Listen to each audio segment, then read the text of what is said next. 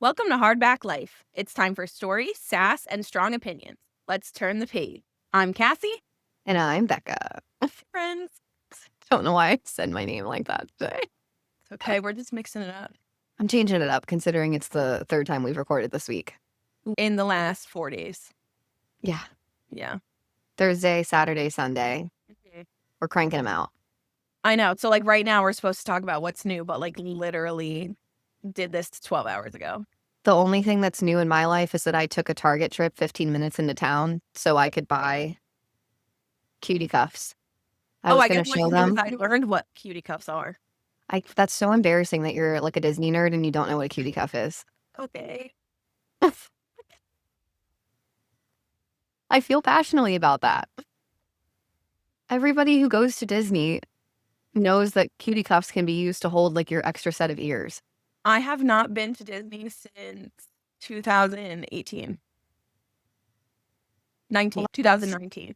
That's just sad. No, but it's so expensive. But I do really want to go between Thanksgiving and Christmas, when they have all of the decorations. I want to see the fall decorations and I want to see the Christmas decorations. You and I should do that together at some point. Maybe there's an author in Florida that wants to fly us down and interview them. That would be incredible. Anyway, let's before we get into it, we really haven't talked about what we're currently reading in a while, so let's do that. What 10 books are you reading right now, Becca? That was aggressive. I'm only reading 4. I am reading, well, technically I'm listening to House of Sky and Breath in the Crescent City series on graphic audio. And I need you to pick up the pace with that one, for real. I know, you're really hounding me about that. I know, I missed when you read the books first, so then I could just text whatever I wanted, and now... roles reversed. No, I guess technically you started Throne of Glass before me, but we finished together. But ACOTAR you read way before me. Yes. So with those, I could kind of text as I went, even with the Throne of Glass series, because you were keeping up, we were at the same. But now I'm a whole book ahead and I have to just hold everything in, and I make a little note on my phone of all the things I have to do. I can't wait for you to share that. Yep. I really am liking this book. I do have the physical copy through Libby, on my Kindle. And then I'm listening to the graphic audio. I know I need to pick up the pace. I don't have anything else to say. So I'm reading that. Yeah. And then I'm also reading Heartless Hunter, which really has my attention right now. It's really good. And then I'm also reading The Passion Project for our book club, which I got to finish that by next Sunday. I do think I've said this, but I'm not reading this one. I just am at the point where if I can't get it from Libby or my local library or Kindle Unlimited, I just can't. I can't be buying an extra book a month because I buy a lot of books. No, I would be in the same boat, but my library luckily is really easy to get books from, so. Mine never has anything. Yeah, I'm on the wait list on Libby for The Wedding People, and all it says is several months. That's it. I don't know when I'm getting that book. Libby needs to get its shit together. Well, it's not Libby's fault. It's my library's fault. I blame Libby. Okay. Anyway, then the last book I'm reading is What Happened to You by Dr. Bruce Perry and Oprah Winfrey. It's a book about how trauma affects the brain. It's my nerd side in me.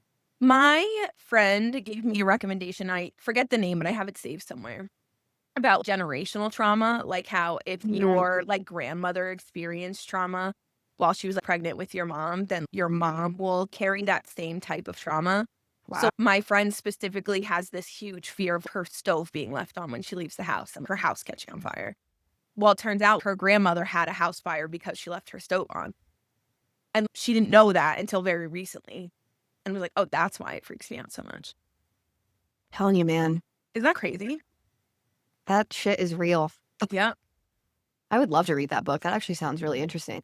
I'll get the name. It's saved on my Amazon because we all know I don't do a one TBR list. I have 7. Yeah, that needs to be a goal of yours in the very, very, very near future. It is. Transfer TBR to Goodreads. It is. And then the other thing that you need to move up on your priority list is reading Fourth Wing. I'm just going to keep mentioning it until it happens. It'll happen. I need it to happen quicker. I'll pick up the pace with Crescent City when you pick up Fourth Wing. Well, I'm not picking up Fourth Wing until I'm done with Crescent City, minimum. You're after almost that, I done. have to read Fearless, so I still haven't read it. We also, we need to read Fearless. It's been on the TBR for, the last couple months. And like for me, it's not a lack of excitement. I know you were iffy about wanting to even read it, but I've been excited for it. I loved the way the second book ended. Well, I didn't love it. It just like blew my mind. So I've been looking forward to it, but I just keep getting caught up in other books. Grace, our friend in book club, she got me excited for it. So yeah, I've been excited. I know. I wasn't originally, but she convinced me. Yeah. So anyway, what are you reading? I'm reading the third Crescent City, and I forget what the house is. House of Flame and Shadow. Yes. I know it has a lot of mixed reviews. I'm loving it. Like, loving it. I don't know. I'm curious to see what I think of it when I get there. I know some of them say some things are happening quickly and wrapped up quickly, which I guess I can get. No, I like that because that was my problem with House of Earth and Blood. Yeah. Things weren't wrapped up quickly enough. There's like one storyline that I'm like, I could live without this. I don't get the point of it yet. And you don't have anything else to report because you don't bring your ADHD into your book reading. Well, I do, but I do it differently, as I just completely disassociate. Actually, that's true. You disassociate and hyperfixate on one book. Meanwhile, I can't read one book for the life of me. Lose track of time. Like, I was reading last night. I think I went to bed at, 10:30, almost 11. I read, and then I look up at one point when Andrew's coming in, and it's after 1 o'clock in the morning. And I'm like, how did that actually just happen? I don't understand how that happens for you. Like, I get so tired. Oh, no. So it was pushing like 3 this morning, and I'm like, I don't get tired reading because my whole brain is just involved in this world. My eyes just droop, and then I fall asleep. No, I literally just said this to somebody else. I was like, I wish I had that problem because I'll stay up till 3 o'clock in the morning, and then I'm eventually like either put it down or commit to being up for 24 hours because it's about to happen, and I can never make that commitment. See, that was me with Dreamlight Valley last night. I could have stayed up out here in the living room, but I made myself turn the game off and go in the bedroom because I knew that I would stay up way too long messing around on that game. I fall asleep more playing games than I do reading. That's crazy to me. Yeah. Wild. Yep. Well, let's get into it. I feel like we've chit-chatted enough. All right, guys, I'm so excited. Oh, this is a good one. We're definitely going to have to get to a point where we give a spoiler warning. Oh, for sure. We're going to have to refrain ourselves for a little bit and then. I agree. So we're doing Assassin's Blade and Throne of Glass because Assassin's Blade is 5 novellas. So you can't really do that. I feel like that can't really be done on its own. No. And if you read it correctly, it must go first. So we're going to do that together. I love that we both have the same opinion about that because that is a hot topic in the SJM, BookTok, Instagram realm. Don't get it because so many things wouldn't have made sense if you didn't read it first. And the one big thing, I wouldn't have cared every time that got mentioned. You know what I mean? Our friend Miranda read Assassin's Blade, I think third, and she wished that she had read it first. So that's all I have to say. Anybody that I've talked to that has read it not first has wished they read it first. So that's all you need to know. We're going to give you the synopsis of each book and then just aggressively dive in. I'm going to preface everything. I say their names how I want to say their names. This is a big one for that. I understand. I don't actually understand. I only know because Becca corrects me. It's Celaena. I call her Celaena, and I'm going to die on that hill. And the one I refuse to change is Cole. He's Cole. And he'll be Cole. I will not call him Chaol. I cannot. I'm going to continue the podcast by using the correct pronunciations of Celaena and Chaol. No. And it's really going to throw me off every time I hear you say Celaena and Cole. Celaena, I think I did eventually come around to, but Cole, I can't. I can't with that one. Anyway, with that, I'm going to read the correct pronunciations in my synopsis. You should be banned from reading the synopsis because you can't pronounce the names correctly. I can pronounce them correctly. I think I'm correct, though. For those people who are listening and not watching, she just gave me the nastiest side eye. Okay, so I'll start with Assassin's Blade. Is a prequel full of sass, swords, and seriously bad decisions, which is really accurate. Oh, real fair. Meets Celaena Sardothien, teenage assassin, drama queen, lover of fancy clothes, and owner of more knives than friends. She's the deadliest teen on the continent, and she knows it. Working for the Assassin's Guild, basically murder Hogwarts. That's such a good comparison. She spends her days backflipping off rooftops, trash-talking everyone, and pretending emotions are for peasants. In these 5 prequel novellas, Celaena gallivants across the continent, getting into morally gray shenanigans with pirates, slave traders, desert warriors, and hot boys with tragic haircuts. Along the way, she learns several valuable lessons, one of which is trust no one, which is, I feel like, a theme for her throughout the entire series. Forever. Capes are impractical. Smirking solves nothing. AKA, remember that, Cassie, because you just gave me that nasty smirk side eye. I cannot control my face, and I'm really trying. And then her last lesson is maybe feelings are lethal too. Which I feel like Assassin's Blade is perfect for that lesson because feelings are lethal in that book. In her world. I mean, yeah, really. Yeah. So it's packed with action, betrayal, and more dramatic exits than a soap opera. The Assassin's Blade is the emotional roller coaster you didn't ask for, but will ride anyway. Screaming, crying, and probably throwing the book once or twice. I can't say that I threw the book. Well, no, I definitely didn't. I did cry.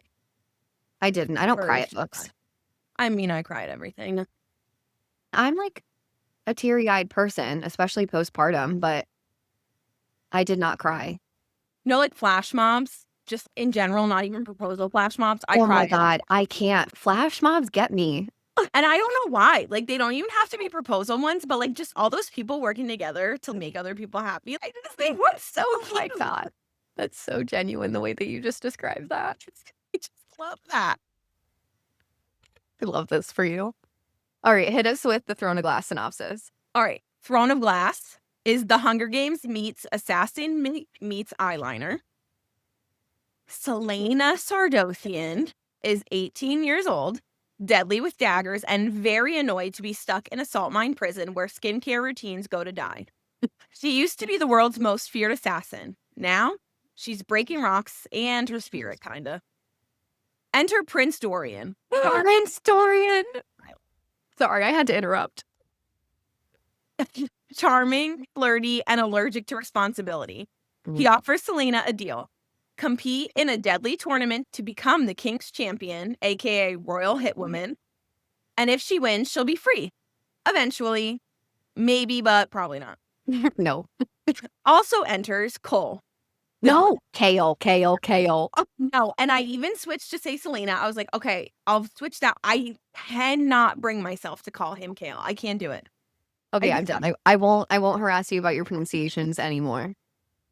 The brooding captain of the guard, who has exactly one facial expression and deep commitment to being emotionally unavailable. So, Celaena moves into the castle, a glittering death trap full of politics, monsters, secret tunnels, and more love triangle tension than a YA reader can handle. Between sword fights, ball gowns, ancient secrets, and the occasional casual murder, Celaena juggles training for survival and trying not to flirt too hard with everyone. There's magic, but it's illegal, so shh. Ghosts, polite ones, and a mysterious evil picking off competitors like it's a supernatural reality show. Can Celaena win the tournament, solve the mystery, and still find time to sass everyone with a 5-mile radius?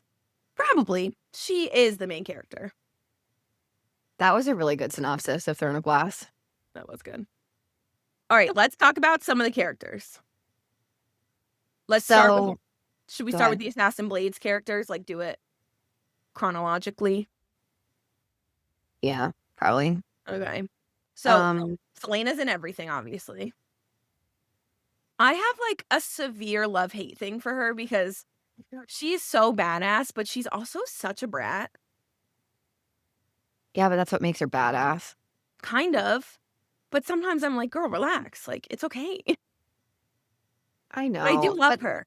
the poor girl's traumatized. Fair.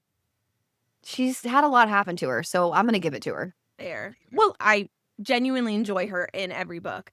Just sometimes the brattiness gets me. I can see that, Yeah. but truly, the brattiness is just a cover. And I know we've talked before about how female main characters always start off so weak Oh, that she doesn't, and I love it. she started out knowing that she was the best assassin, and I love that for her. Yeah, I mean, from the get-go, she's like, "I am Celaena Sardothien, and I am" Better than everybody, basically. yeah, "I am the assassin, and I was trained by Airman, and he made Yeah. me lethal, and I will gut you on I the just pot." love that. I do too, and she carries that energy throughout the entire series, which I appreciate. Like, it never well, She breaks a little bit. she does break a Um, little bit. The hard one to touch. she is. But I genuinely would not have wanted the FMC to be any different. Like, she is perfect. I agree. Fun fact, I learned that she was originally supposed to be a lot older, but they asked Sarah J. Maas to I never know if it's Maas or Mass, but they asked her to make her younger and then push the books out as YA so they could publish them quicker. So, yeah, she was supposed to be older, I like which she's younger, though. I think it gives her, like, more of a badassy kinda edge, that she's so young and can do everything she's done. yeah, I think it worked. Yeah. Maybe a little older. Maybe I wish she was a little older. Just a Yeah. tad. Like, maybe in her 20s. Yeah. But anyway, so Sulena's just a badass overall. Sam, He's an Cortland. What a beautiful angel. He's another assassin trained by From Ivan, right? Yep. Yeah. From the first sentence we meet him, I think I loved that kid. Like, I just instantly loved it. He just embraces her for everything that she is Mhm. in all aspects. And I agree. I appreciate that. Mhm. And it's not even a spoiler because I feel like from the moment you meet him, you know that he's romantically pursuing her. Oh, yeah. She's pushing him away so hardcore, but like Mhm. he's like, okay, you can keep doing that. I'm here when you're ready. Yeah, he has the patience of a saint, and he was willing to wait for her for literally ever. I literally would have been like, I'm out. Yeah. I'm not waiting for And they you. grew up together, so that's however long, like, he already waited. God bless him. I know.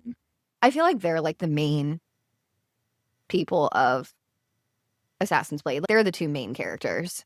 I agree. I know Sam isn't in, like, 2 of the novellas, I think, The Assassin and the Healer and The Assassin in the Desert, but he very much is in her brain. She talks about him a lot. He just isn't in them himself. Yeah, he's in the first one. He's in Assassin and the Pirate Lord. He basically helps her with that whole shenanigan. Also, just on that one, I also loved Rolf. The Pirate Lord. I don't think we're supposed to, but I loved him. No, he's just he's a special friend. I love a good sarcastic character. You know who I imagined him as? I imagined him like he was more serious than I would say a Jack Sparrow. Mhm. But the sarcasm, like you said, Yeah. Jack Sparrow has so much sarcasm, but he does it in a more goofy way. Yeah. Rolf is more aggressive. Yes, I agree. And I love that. Yeah, he's a great character. He made Assassin and the Pirate Lord. I agree. He was a good character, and I think he combats Celaena really well. He basically is like, "You're a badass, but go fuck yourself." Yeah, he's like, I'm older and better also, which skill-wise, you're not better, but Yeah, and they're basically sent to Skull's Bay. It's giving Disney Dreamlight Valley vibes, but Yeah. They're basically sent to Skulls Bay by Arabin to conduct a deal with Rolf, and he is a pistol. He gives her a really hard time. Oh my gosh, I just love it. And another reason why I support Assassin's Blade first, that first novella sets up Celaena's character so well because she defies orders during that mission without giving any spoilers of what she does. He defies orders, and that is Celaena. The entire series. She just defies anything that anyone tells her. And that's And why I like her. what's funny is when I was reading it, it felt like it was the first time she ever defied an order from Arabin. But then she just never stopped after that. Well, and then you go into the next novella, and you have the assassin and the healer. And because of what she did, she's temporarily exiled. And one of the important characters is Irene. And she's so important, but you don't realize how important at the time. That's the cool thing about Assassin's Blade is everybody comes back eventually. I think that's the coolest part about, honestly, Sarah J. Maas in general. There are Shit all little together. nuggets of characters, and they always come back around. You have to pay so much attention when you're reading her books. You really do. And it's crazy. I just can't. I also think, too, that another reason why I support Assassin's Blade to go first is you get the first novella where you get the defying orders and rebellion and all of that stuff. And then when you have her meet this young girl who wants to train to be a healer, that shows the compassionate side of Celaena. You get so much of her character development in those novellas. I just think it's important that you read this first. I agree. And I also think it's chronologically how everything happens. I like chronological. I want to watch chronologically. Same. And then also, like I said, these people come back. I know some people read Assassin's Blade last, and what's the point at that point? You know it all. At that point, you literally have all of the information. Yeah, it's just not worth it. It doesn't hit the same way. No. No, that's so dumb. I know. I feel like when you go into The Assassin in the Desert, which is the third novella, which is where she gets to the exiled area that she's supposed to go, which is called the Red Desert, she's trying to earn basically Arabin's forgiveness back.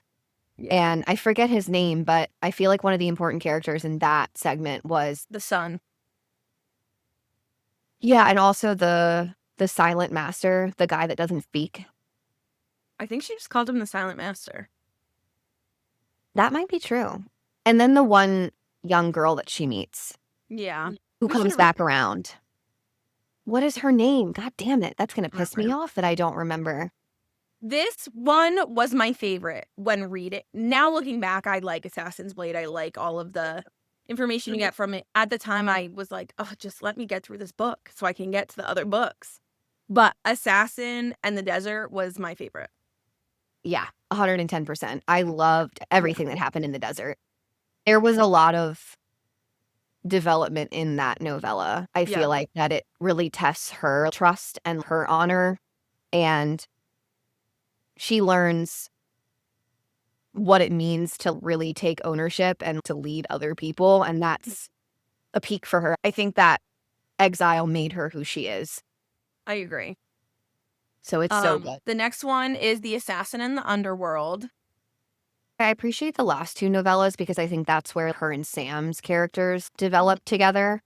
But I really could have cared less about the criminal that she was hunting in that novella. I think that one was kind of a means to an end. She needed an extra novella to build their relationship, to show how shitty Arabin was, so that they could get to the last novella. You know what I mean? That's fair. Because, I mean, listen, this isn't even a spoiler. Arabin is just a piece of shit. He's a deceitful motherfucker, and just when you think he's not going to be deceiving again, it's worse than you imagined. God, he pisses me off, especially at the end of Assassin's Blade. Sometimes I feel like when I think about characters, I know they give a description of them, obviously, every writer does, but as I'm reading it and I'm starting to see their character development, I start picturing what they look like based on how they're acting. Yeah. And for Arabin, I pictured like Gandalf from Lord of the Rings, just this ugly old man because he's just so nasty and I hate him. I hate Gandalf, guys. I've actually never read or watched it, but that's so funny that you say that because that's not how I imagined him at all. I imagined him as honestly this really sexy, gruffy, I don't give a fuck about anyone. And that's more how he is. Yeah, basically like I'm sitting on my high horse. I can do what I want. I can get anyone I want. I can have Celaena if I want her. Something in my brain just when their personalities start to show, they get real ugly or they get even better looking. That's actually really funny. Arabin got a lot better looking for me. That's so funny that you imagine him as like an old man. Yeah. Even though I read it, I understand what he looked like in real life, but then in my brain, I just replaced him. That's fair. Yeah. Well, and then you have the last novella, which is The Assassin in the Empire. And basically, this whole novella is Celaena and Sam trying to get out of this shitty situation that they're in with Arabin. Like, they don't want to be in the Assassin's Guild anymore. It destroyed me. And again, why I think it's important that you read Assassin's Blade first is because this last novella sets the stage for the beginning of Throne of Glass. Yeah. It tells you and explains why she's in the fucking salt mines. And it also gives you context because they don't talk about Arabin much in Throne of Glass because he's not relevant. And then like Sam, you only hear her think about him or talk about him. You don't know who he is at all unless you've read Assassin's Blade. And I just think that all of the things she goes through in this book made me want to read the series. I started actually with Throne of Glass. I read probably the first 50 pages of it. And I fell off. I was reading other things and I can't get into this. I don't understand like what the hype is. And so I put it off. And then when I came back around to it, somebody told me to read Assassin's Blade first. And as soon as I did that, I was in it. There was nothing about Throne of Glass in the beginning where she's in these salt mines. This random prince comes to get her and wants her to compete in this competition. Cool, but I have no context. That is a snooze fest. Yeah. I started after you, so you told me to read it first. And like I said, as a first read, I didn't love it. I think I only gave it 3 stars. That's upsetting. I knew it was all a means to get the information. I knew I had to read it in order to enjoy and get the most out of the rest of the series. And I remember even recommending it to another friend, just push through, knowing her. I was like, I don't think you're going to like the novellas, but just push through. You need the information. You're going to love the series. Don't worry about it. And he kind of had the same reaction. I'm pretty sure that I rated Assassin's Blade 5 stars. I'm double checking that right now. I'm pretty sure I gave it 3.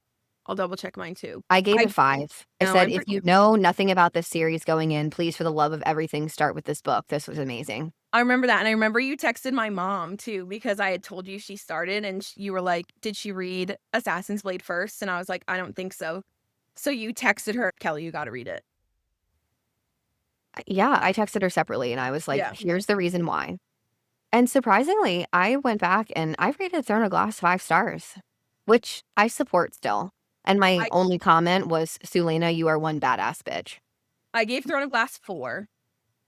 I can understand that. But almost everything else in the series was 5.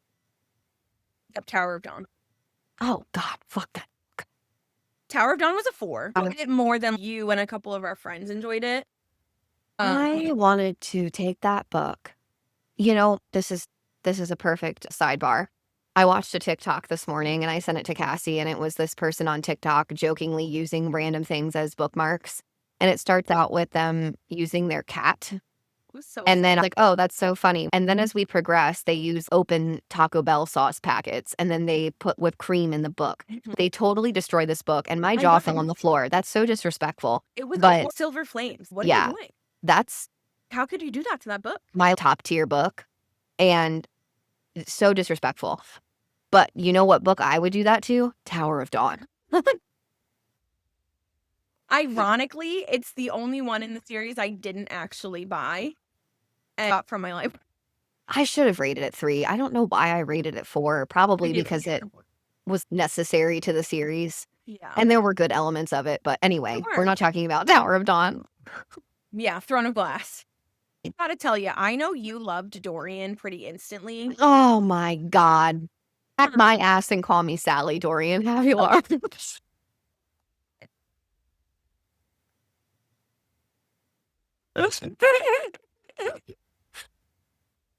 Oh no. I can That really just came out. It was so quick and just not a pause, not a hesitation. Oh my God. Okay. I'm gathering myself. Okay, so I was not there. It took a while. I don't know why. The love triangle is strong in this one between Cole, Dorian, and Celaena, and I was a Cole fan. And I No. can say it. No. This is the thing. Think that Chaol made more sense for her. Mhm. I didn't particularly enjoy her and Dorian having a moment. Mhm. And there are many reasons behind that that I can't really talk about in this episode, but Yeah. he wasn't right for her, but he's right for me. Oh, Jesus. No, I grew to really love him. I think he was a much better friend than a love interest for her. And that is such a good point, and that Yeah. highlights how I feel about him. That's Yeah. why I love him so much, because he was really not meant for her romantically, but friend-wise, oh Such my a God. And romantically, though, for me, I'll bleed whatever color you want. Well, so when he gets to that part in the series, I'm Oh, with it. But with Celaena, I just didn't love that for him. but I think their relationship, what it is for I feel like, short amount of time, is important for his character development. There's I a do too. reason that he I do pursues too. her. I think she really opened his eyes to a lot of things. Yes. And maybe he recognized his dad was a piece of shit, but in his mind, he's like, well, what am I going to do about it? And Selena's like, do something. Yeah, she was like, "Suck it up, pull your Yeah. bootstraps up, and Yeah. let's go."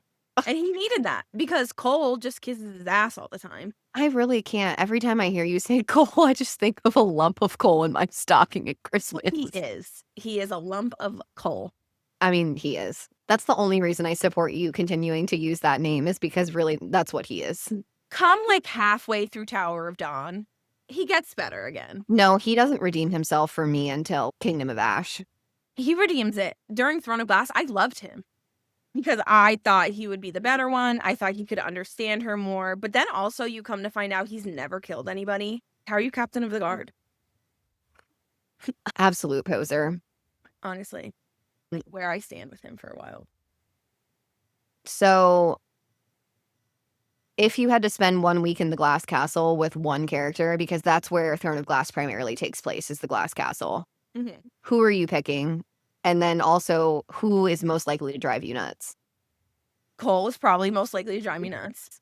I'd jump on that ship. And the thing is, again, I'm looking at that having read the whole series. Because in Throne of Glass, I loved him. Now, forget it. And listen, ultimately, the person he ends up with, Perfect. it makes sense. So Perfect for him. Perfect. I would pick Dorian. Again, now, in Throne of Glass, maybe not, but Dorian. Yeah. I mean, that's an obvious answer for me. Who's your favorite side character from either of the books, Assassin's Blade or Throne of Glass? And why is it or is it not Sam? Because if it's not Sam, you're not right. Sam definitely is. I don't even consider him a side character. I consider him the other main character. Yeah. So if we're not considering him a side character, my favorite side character in Assassin's Blade is probably... I really liked Irene, but I feel like that's being fueled by what I know of her when she comes back. I think at the time, probably all of the people in the Red Desert, Master and I'm so irritated that I can't think of her name either. The man and the girl's name, but I think his name is Isaiah or something like that. I think it starts with an I. It's embarrassing that we don't know, but whatever. Oh, It's a whole meme. People who are big readers, once you read a book, you just forget everything about it. Yeah, I mean, I'm surprised that I'm remembering as much as I am, to be honest. And then side character in Throne of Glass, I really enjoyed Nehemia, but she pissed me off one too many times, I feel like. So I don't know. Does the door knocker come out in Throne of Glass? I blur the first two together so much. Yeah, I blur Throne of Glass and Crown of Midnight together so Yeah. hard. But Much. even if he's not in Throne of Glass, it's fine. He's my favorite second too. Yeah, I do love him so. He reminds me of Alice in Wonderland. There's actually another door knocker that is so sassy to Alice in the movie. It's the same character. He's just this little skull head on a cellar door that she finds, and he is just really funny. And it was probably the most like magical. I like envisioned that cellar very vividly, and him talking to her. I really enjoyed that part of the book. How do you feel about Elena? I think she's a little bit of a sneaky bitch. I hate her. Yeah, I feel she was too, you have to figure it out for yourself. Maybe I hate her so much now, knowing everything. In Throne of Glass, I remember being like, where did that come from? I didn't expect ghosts to be involved in this book. Yeah, but I loved it. Yeah, no, I did. But so I really don't think I had an opinion in Throne of Glass, but now having read everything, I hate her. Yeah. She intrigued me. She was very intriguing, but I didn't enjoy I know things, but I'm not going to tell you everything. Yeah. My friend that's reading it now is like, oh, I love her. She seems like she cares so much. No. I didn't get those vibes. I didn't get those vibes then, and early don't get them by the end. So. I knew something was fishy with her. Yeah, I was very thrown when she was put in. Yeah. I feel like this is a great place to wrap up one more question and then do a big spoiler warning. Okay. So I feel like these are two good questions and we can kind of mush them together. So do you think that Celaena is a likable protagonist or a beautifully chaotic mess? And did the Assassin's Blade make you feel more sympathetic towards Celaena or more frustrated with her choices? Definitely more sympathetic. Yeah. And I do think she's a likable protagonist, but I also think she's a chaotic mess. I think I like her because she's a chaotic mess. Yes, I'm just going to mesh those two together. She is likable because she's a beautiful, chaotic mess. Yes, exactly. Yeah, you beautifully said. Oh, God, such a great spot to do a spoiler. If you don't want hardcore spoilers, stop listening here. Did it make me feel more sympathetic? Absolutely, because she lost the love of her life. Guys, I couldn't handle that. I knew as soon as he took off and she was like, oh my God, he hasn't returned. I knew he was dead. I knew it was going to be him because before I read, you were like, you have to read this one first because somebody really important doesn't make it. And the second Sam was introduced, I texted you. I was like, if Sam dies, I'm going to be really fucking pissed. Mm-hmm. And I went into Assassin's Blade blind. Nobody warned me, hey, somebody important gets hacked. And everything about it was just heartbreaking. And the fan art kills me. Guys, every time I see a fan art, I cry. Every time. I think what's awful about it too is that you don't get any inkling of his perspective during that torture. You have no idea, like, what he's thinking, what he's feeling. She doesn't give you that. You literally just find out that Arabin found his body disposed. And in the entire series, it is the one and only time she follows somebody's directions. To stay there, not follow him, not come for him. The one and only time she followed a single set of directions. And look what happened. And this is why you read Assassin's Blade first, because in Throne of Glass, she talks about Sam and she talks about his death and she talks about losing him all the time. So you already know, if you read Throne of Glass first, that Sam is dead. So by the time you get to Assassin's Blade, it doesn't hit. Now, if you want to read this series and you don't want your heart broken, then I don't care where you read Assassin's Blade. It's so funny because when I first went into this series, people were saying, this series destroyed me, changed my life, whatever. I can't wait to do an episode on Kingdom of Ash because I am hardcore going to come at some people on the internet. The thing is, really, the loss of Sam was what destroyed me. And then every time he was mentioned, it made me sad. But I wouldn't say as a whole, this series was a sad. No. There were sad things, but it didn't destroy me. Sam utterly gutted me. Other than that, nothing. His death was the hardest part. And it was because he loved her so we already said he waited pretty much his whole life to, like, finally get to be with her. He knew she wasn't telling him her whole history. He knew it. And she even said to him, I feel like there are parts of me you don't know. He's like, I'll wait for however long you need to tell me. Yeah, Sam is really what destroyed me. And then every time he got mentioned, it was rough. Since we did spoilers, I feel like a great last question is talking about Celaena's dating history. My ADHD couldn't handle it because obviously Sam is the romantic interest in Assassin's Blade and he's the love of her life. But when you get to Throne of Glass, It's Dorian. Yeah, it was just dun, dun, dun, dun. One of my favorite tropes is love triangle. I love it. It wasn't really a true love triangle because she was using Dorian. I don't think she was. I think she was using him romantically. I don't think she was using him. Maybe using isn't the right word or description to use. I think she needed human contact after being in salt mines for a year. You know what it reminds me of? It reminds me of one of my previous relationships where I was so broken and I needed somebody to care for me and be there for me. And when I grew out of that, that wasn't the person for me. And I think that that summarizes Dorian very well. She came straight out of the salt mines. She's sad about Sam and she kind of let this romantic relationship develop. And then when she realized he was very much a Band-Aid and because of the way he is, he was all in. So I don't know. And then, you know, obviously when the relationship with Dorian ended, we knew Chaol was coming. And, you know, by that point, I knew that we were going here. And then when that doesn't work out, I'm like, Jesus Christ, how many love interests are we going to have by the end of this freaking series? Yeah, but technically she's with Cole through almost the whole next book, too. Or really, their relationship doesn't start until the next book. Because she only ends with Dorian when she becomes the king's assassin. And that's kind of how the book ends. Yeah. And I only know that because my friend's reading it. So I'm like, where are you? Like, I have to gauge.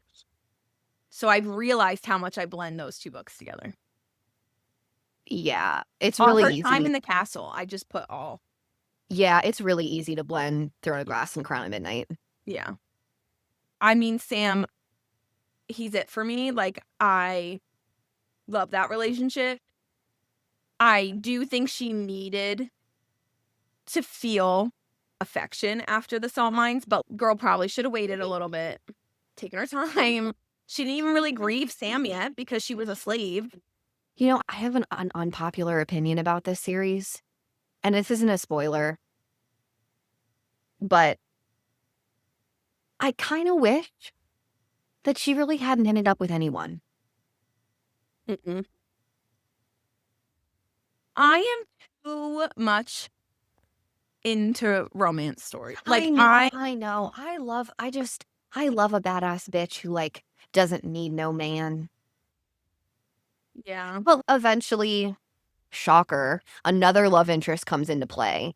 And it makes sense. And I understand and I support that relationship, but I felt real weird about it for a while.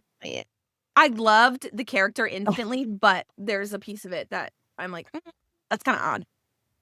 Yeah. But you know what? It is fantasy. It gives Credence vibes. I haven't read that, but I know what you mean. I haven't read Credence either. I just know that it's got some weird shit. Let's get quotes. Okay, so I was in charge of finding the quotes, guys, and I gotta tell you, I couldn't do Assassin's Blade. I picked one, and it's probably the saddest one, but I literally could not look at anything else. For Assassin's Blade, I think the best line is, "My name is Sam Cortland, and I will not be afraid." Absolutely. Because that just carries throughout the entire rest of the series. But I could read literally nothing else. I couldn't do it. I think that she carries that phrase until the end of Kingdom of Ash. Oh, yeah. She will always be Sam's girl.